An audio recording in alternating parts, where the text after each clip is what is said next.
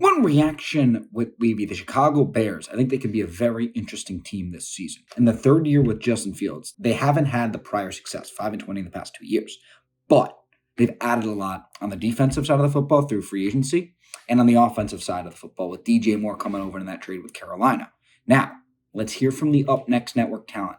Can the Chicago Bears with Justin Fields and a weaker NFC without Aaron Rodgers in that division, can they make a jump in year 3?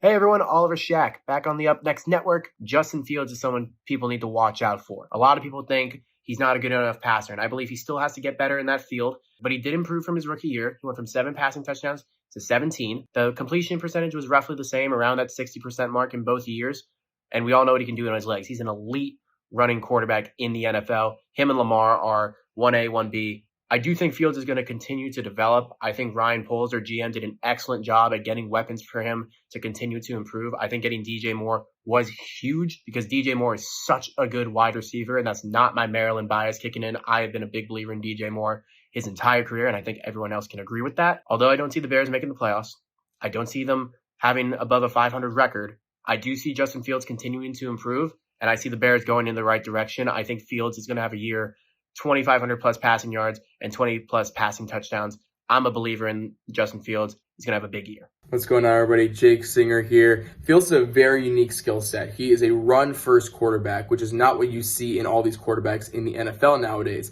Last season, he rushed for over 1,000 yards, obviously marking his territory as one of the top rushers in the league despite being a quarterback. But the team didn't win many games, and that was just the really interesting thing about it. You've seen quarterbacks in the past, like Lamar Jackson, like Michael Vick, be able to be a run-first quarterback. But when Lamar Jackson won his MVP in 2019, he still threw for over 3,000 yards and 36 touchdowns and just 6 interceptions. Justin Fields, on the other hand, is definitely not to that caliber in terms of throwing the ball. He only had a 54 QBR last season. He had only 2,000 yards passing, 17 touchdowns, and 11 interceptions. So definitely not where you want to be if you're going to be a run-first quarterback, but you want to play at Lamar Jackson's level. The Chicago Bears also went all in this offseason getting DJ Moore. They've now stacked up their wide receiver room. They've even added on defense and did very well in the NFL draft as well. So all the pieces are there for the Chicago Bears, but the biggest question mark is their quarterback, Justin Fields.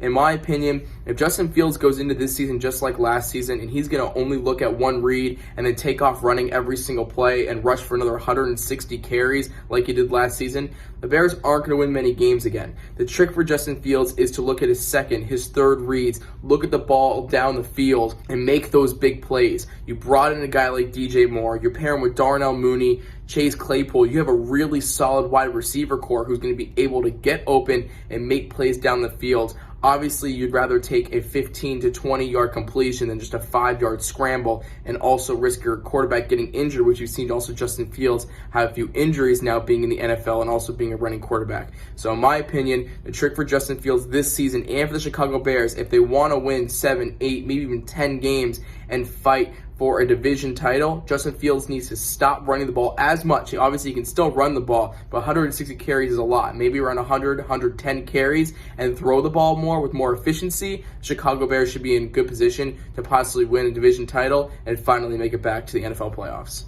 Thank you, Oliver and Jake. Good stuff there on the Chicago Bears. In my opinion, right, you look at Justin Fields and his talent compared to a Kirk Cousins, Jared Goff, and a Jordan Love, I think can easily be the most talented quarterback in this division.